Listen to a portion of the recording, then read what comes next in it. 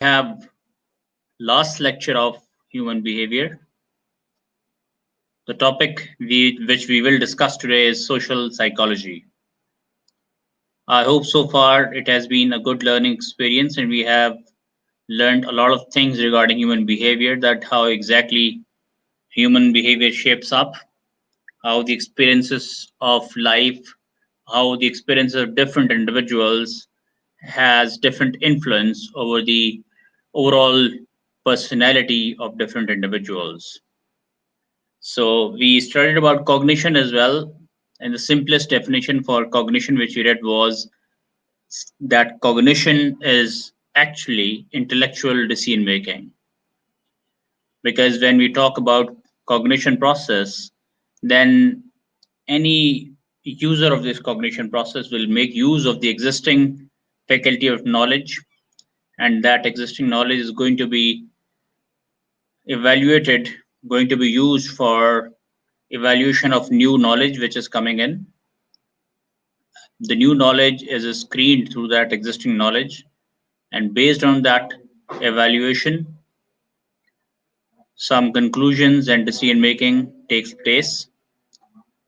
And if the existing knowledge is not suffice enough for the individual to interpret the upcoming information, then obviously there is a process of experimentation going to be applied by that individual. New learning is going to take place. And this was one benefit and advantage of cognition process, which we learned earlier, that because of this process of cognition, new learning, in fact, takes place. So, as we discussed, that cognition is the process of intellect. So, when we say that social cognition, then what could possibly, by the speaker of this word, might have, in his mind or her mind, just think for a while, that what can be the social cognition. So, if cognition is the process of intellect and social is a process in which we get to socialize with each other, we as a human would interact with different human beings. So, when we do socializing, we get to meet a lot of people, we get to meet people, in fact. So, there are many people you would meet who are very very intelligent in socializing. There are so many people you would meet who are reluctant in this social setups. They would not feel very comfortable with meeting and interacting new people. But there are certain people you would find were very pro with it. So the people who are actually pro with it are considered as intelligent people for the social setups. The social cognition is a subtopic of various branches of psychology that focuses on how people process, store, and apply information about other people and social situations. So, from this definition, we infer that when we get to meet people in social setups, then there's interaction with human beings taking place. And if we just go word by word for this definition of social cognition, which says social cognition is a subtopic of various branches of psychology that focuses on how people process when get they get to meet people. There is going to be a lot of exchange of information. So how do they process that information? Store. How do they store that information and apply that information about other people and social situations? So, when you are social intelligent, then you would feel very happy in interacting with people. There are going to be a lot of times when new information is being shared or discussed. So, people who are not socially intelligent, they would feel difficult to ask questions. They will not be very comfortable in social setups. So, there might be situations of their interest, but because of not being confident, so they would not feel comfortable asking questions in the social setups, and resultantly that social setup is not going to be very fruitful. So in the process social cognition, intellectual interaction takes place, and how while meeting and interacting with people, any intelligent person, any person would process that information, store that information, and apply that information about other people and social situations. This is something which we study when we talk about social cognition.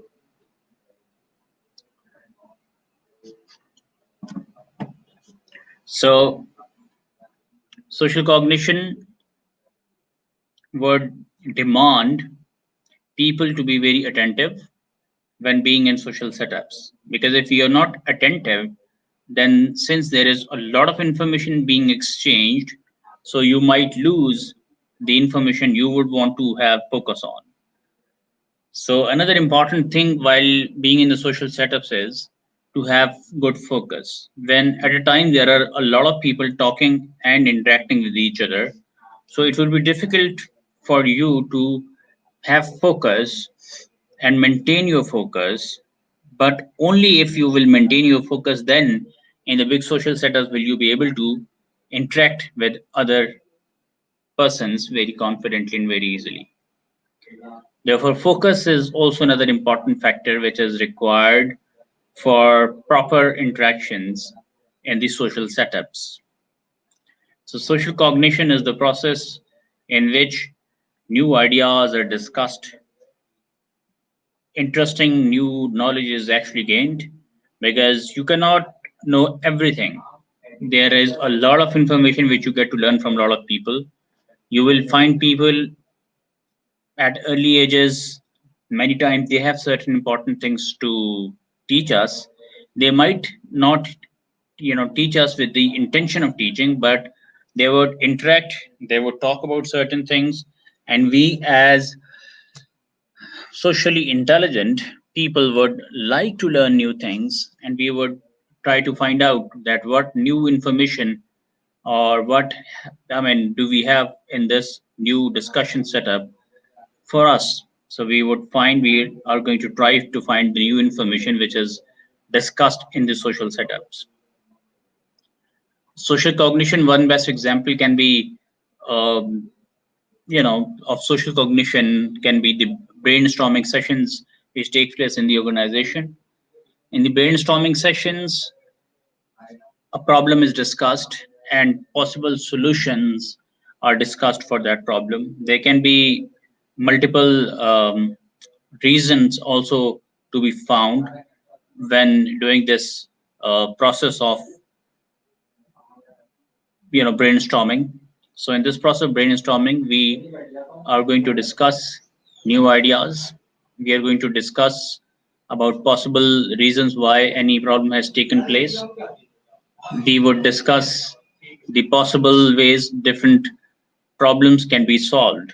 So this is the process of brainstorming. Often a good leader is going to invite the sessions of brainstorming, because when you are a leader and there is a problem which you have to deal with, so you have one solution in your mind, so with which you can actually solve that problem. But if you are intelligent enough, you would like to know any solution which is more better than that solution which you have in your mind. So for such situations, you might invite brainstorming sessions. So in these brainstorming sessions, on one go, initially before the start of brainstorming session, there was only single solution you had in your mind for any problem. But now after having this brainstorming session done, so you will have multiple solutions during that talk session, which uh, will be held for this process of brainstorming.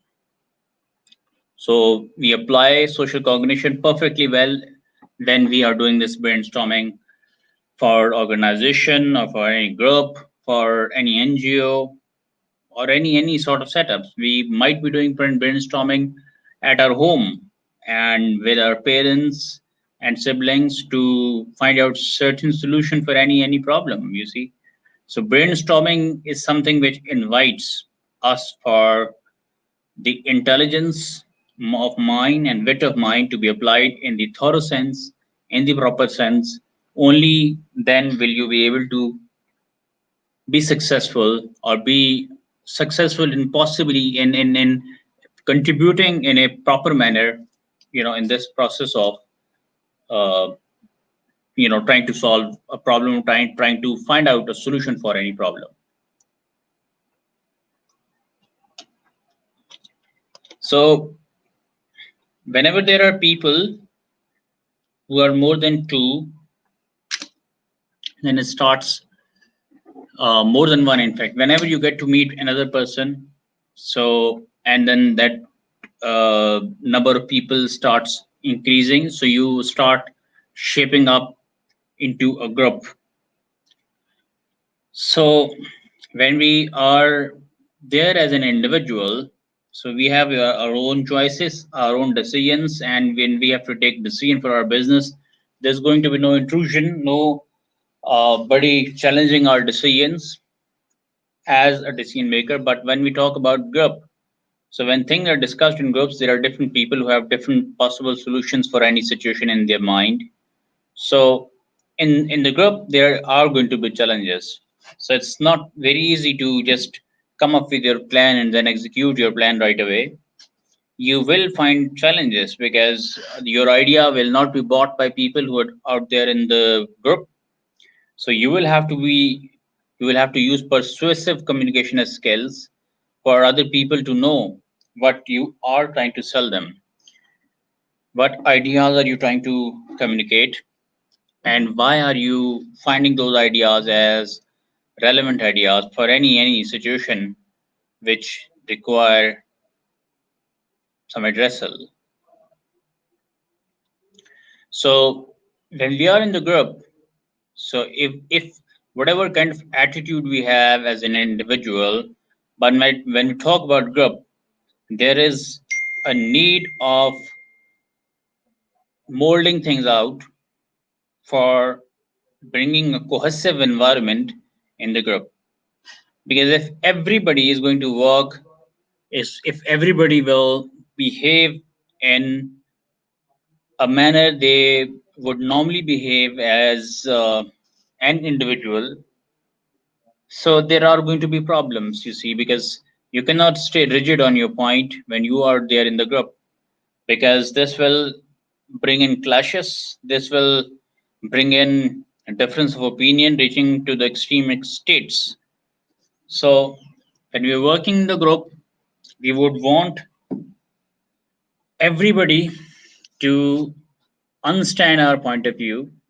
And for that, since we are living in the educated societies, therefore, we will not use force to impose our ideas on the group which we are being member of.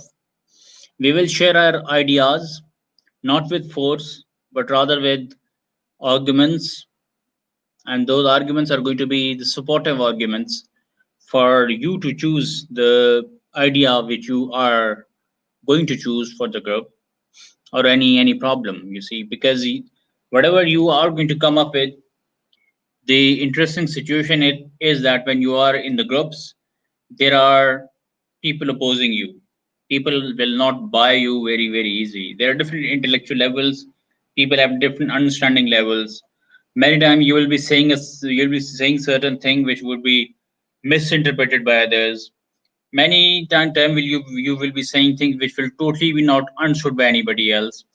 Many time you will be saying things which people will understand 100% as well, but there's going to be very small portion people belonging to this class.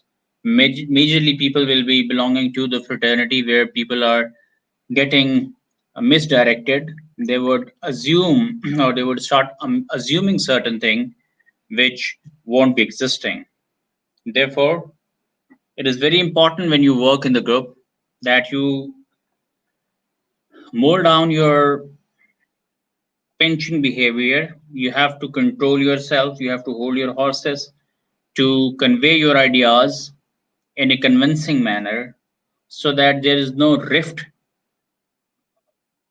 which might incur because of the straightforward way you probably choose to communicate your thoughts and ideas, because many time our ideas and our opinions might affect people, might affect their feelings. Therefore, it is important that when we are dealing with people, so we need to be careful. We need to be careful that We are not offending anybody. We're not offending the emotions of anybody because everybody has got self respect. So if there are some harsh, straightforward statements being said, so when being in group, you need to pick and choose your words because you cannot just go away right just like that because otherwise there is going to be a retaliation, there's going to be resistance. People will not accept your ideas if they will get offended. People have their own beliefs, they have their own belief system having a foundation. So you are trying to change the foundation of their thoughts. So for that, a forceful manner is not going to be a suggested manner. So when you are trying to communicate people to change their thoughts and change their mind, you need to be convincing. You rather need to convince them. You rather need to create new pillars for this new knowledge which you're trying to communicate. Because existing knowledge was standing on certain pillars, but now you have come up with another knowledge. So that knowledge requires that knowledge requires certain new pillars, and these new pillars are basically the background to understand that new knowledge which you will try to communicate. So this is something which we learn when we talk about group and group behavior. So attitude and their group behavior, the attitude of group members determine group behavior. So overall, the way people will interact in the group, that will determine the behavior of the group. If everybody is being very harsh and very straightforward, then the overall behavior of the group is going to be non-accepting for others and very harsh and straightforward. And that group is not going to be bringing up the results which that for the reason why that group was actually formulated at the first place. So if the group has to bring the good results, then there's a need of being patient. There's a need of uh, listening carefully, listening with focus to the ideas of people, so that only then will you be able to survive in the group. Because otherwise, in the large organizations, people would look for the teammates rather than dictators. So if you have this tendency of only imposing your ideas, so you will not be accepted as a team player. Because when you are there in the team, you have if you have certain thoughts, so then you come up with certain convincing uh, ideas as well for other people to understand that why do you think any thought is superior or any thought is better than the thought which other group members are actually following. So that's something important when you are especially working in the group. So attitude of the group is going to be very easily ascertained by other people because a non-responsive group is always going to create trouble, and no results will be brought up. Interestingly, many times you might not be understanding any point when you are there in the group, but you would see that you might say yes to a certain situation and and things will start going, things will start rolling, and you would be surprised that how surprisingly the things started going on the track smoothly. So there was a small bit of information which was difficult for you to interpret, but as you were going with the group, as you were going along with the group, so you decided that you will go with the group, and every other member of the group is actually is actually getting agreed on a certain point, and you're not all together at all understanding any point. So instead of being rigid, you can actually stay quiet for a while, because if everybody is actually convinced with certain ideas, so there might be some crucial points which you probably be missing. Therefore it is important that you just go with the flow at that time. So let the other member of the groups to take charge and remain in command, and you can actually follow them. This is always going to be of great help, because that way the new learning is obviously going to take place.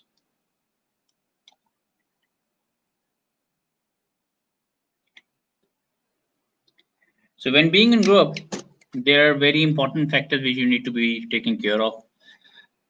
You cannot have prejudice. What is prejudice? Prejudice is preconceived opinion that is not based on reasons or actual experience. For example, if you have some ethnic uh, beliefs, you have to forget those beliefs.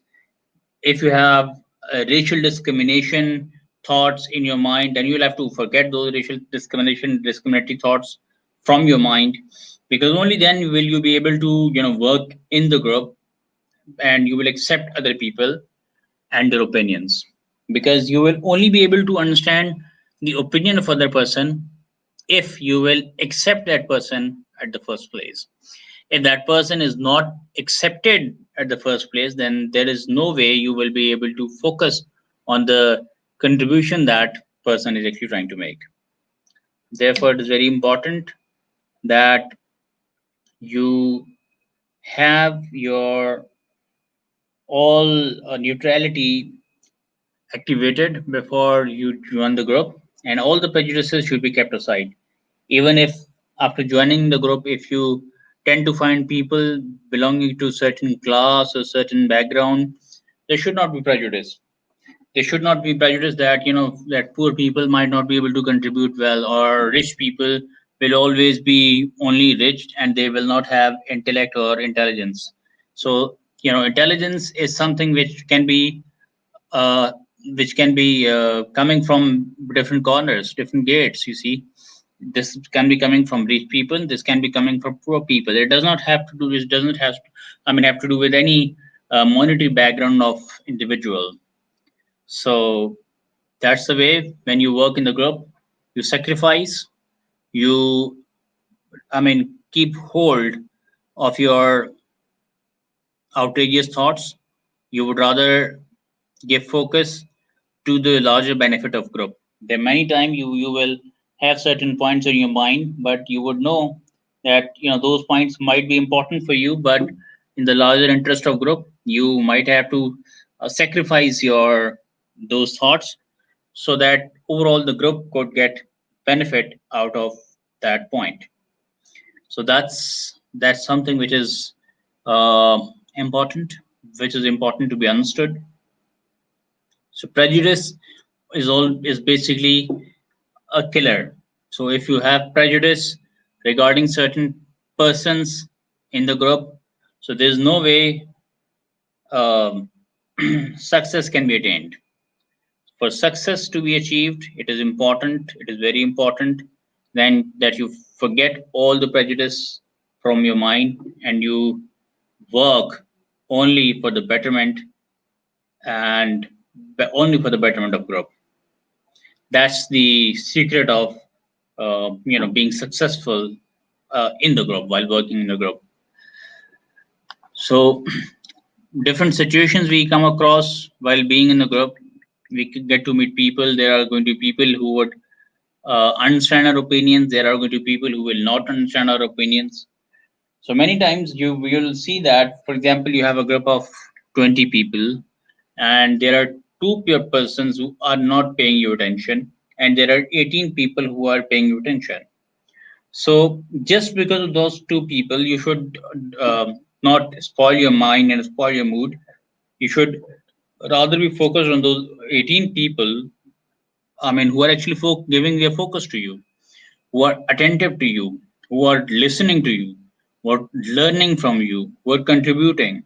So instead of just having your focus driven to those two persons who are not listening to you and creating chaos and trouble in the group, you should rather be focused on the 18 or 80 number of people who have more better focus and who have better interest and intention in your communication and delivery. So this and is the way you actually can behave, bring in an environment of cohesiveness when you are working in the group.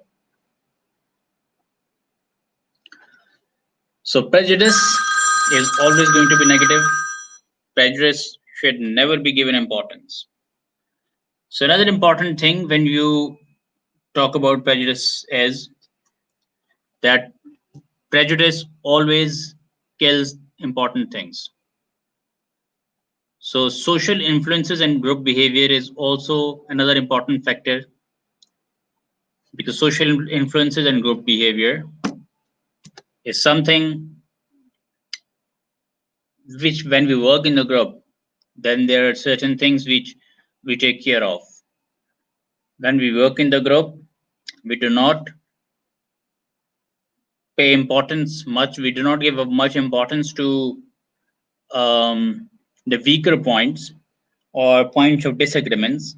We rather pay attention to the points of integration, which brings in the integration in the group, which connects people rather than points which disconnect people. So that's the beauty of working in the group. So this social influence point is defined as social influence refers to the way in which individuals change their behaviors to meet the demands of a social environment. Social influence refers to the way in which individuals change their behaviors to meet the demands of a social environment.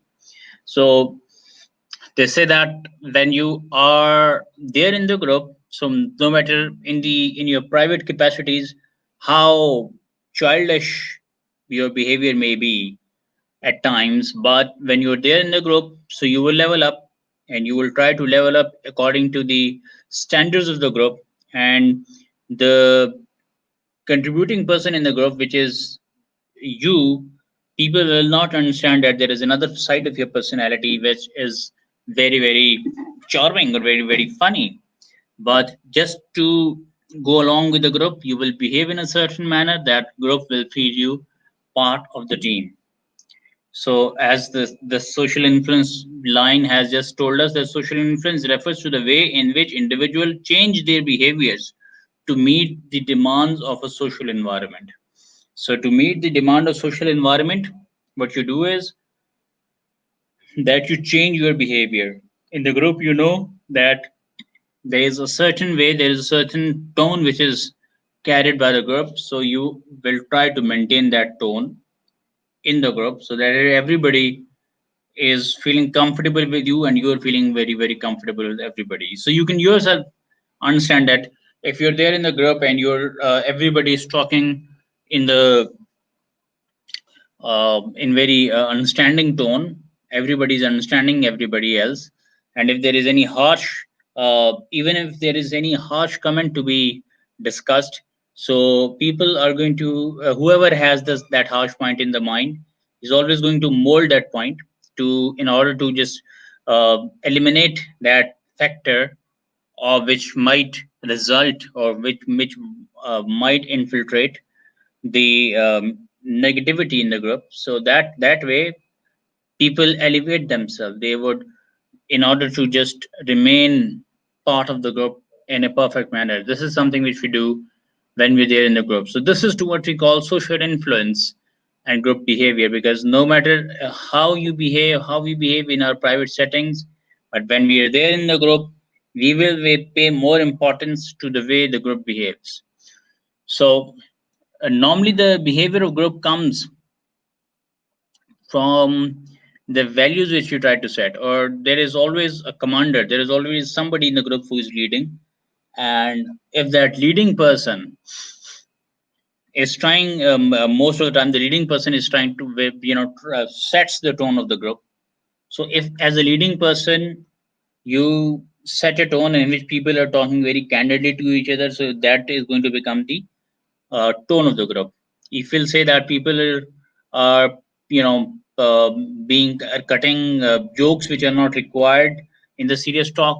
So if you as a leader are going to do that, then people will also do that, because people will also start cutting joke, and that is going to be something of matter of pride for them, because they would know that if the group leader is doing the same thing, then this might be the good thing to do. So with this, we understand we now understood that the group leader is actually mainly the person who would set the tone of the group and how exactly the group will be performing or dealing in this with the situation. So social influence, which we have just studied, this simply means that when we are working in the group, we will not pay much importance to our private will and wishes and desires. We would rather work for the larger interest of the group, and we will do certain things, we will act in a certain manner, we will talk in a certain manner which will maintain a cohesive environment in the group. So another important thing when we're there in the group is this, that we interact.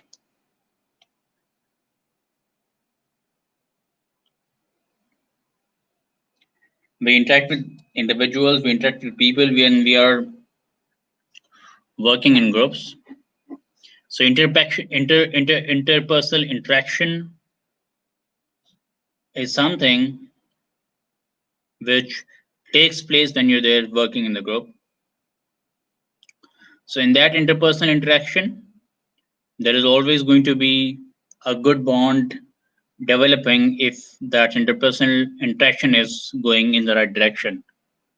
So interpersonal interaction and loving goes hand in hand.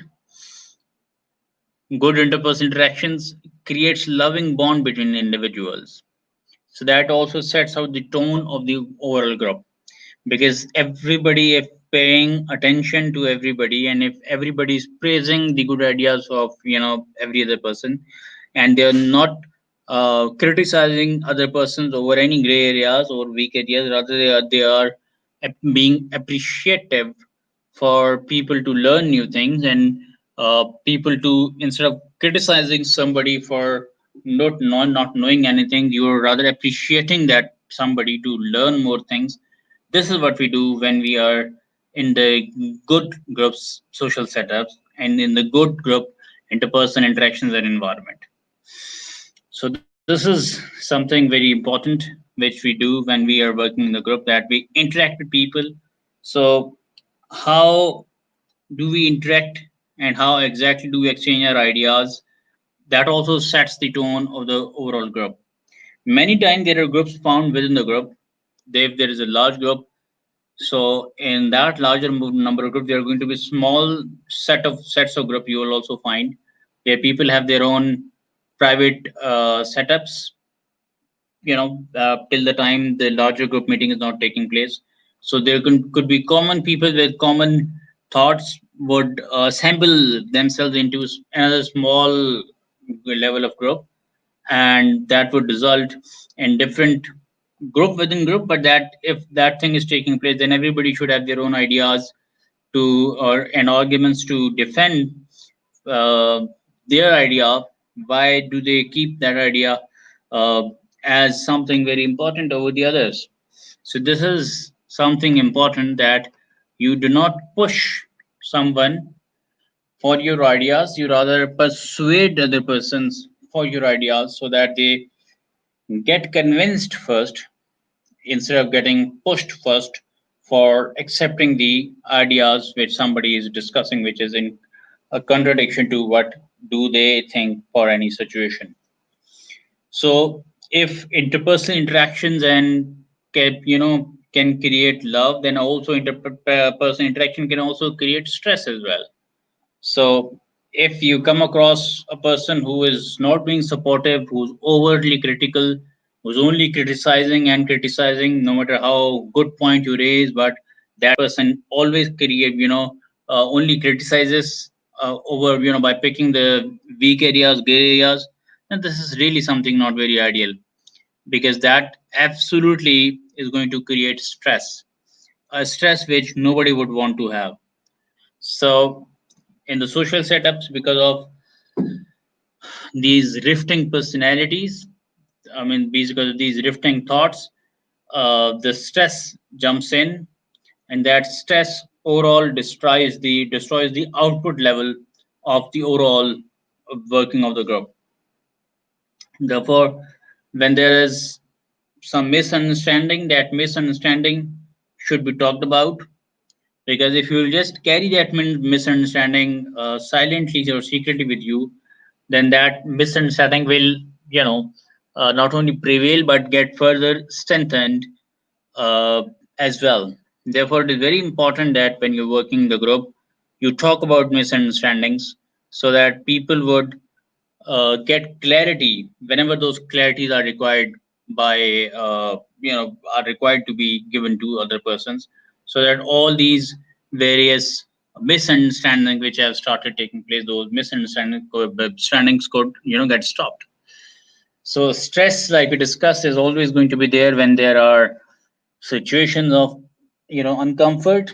People should be made comfortable. If you have said, if even if somebody is coming up with something which is totally not something which you get agree to, you rather should also have the counter arguments with persuasive thoughts behind them, that those persuasive thoughts, so that if somebody has talked about 15-20 points and nobody is understanding those 15-20 points, then instead of just telling the group member that you are altogether wrong, tell them. So you tell that group member that for so and so reasons, these thoughts can be not very effective.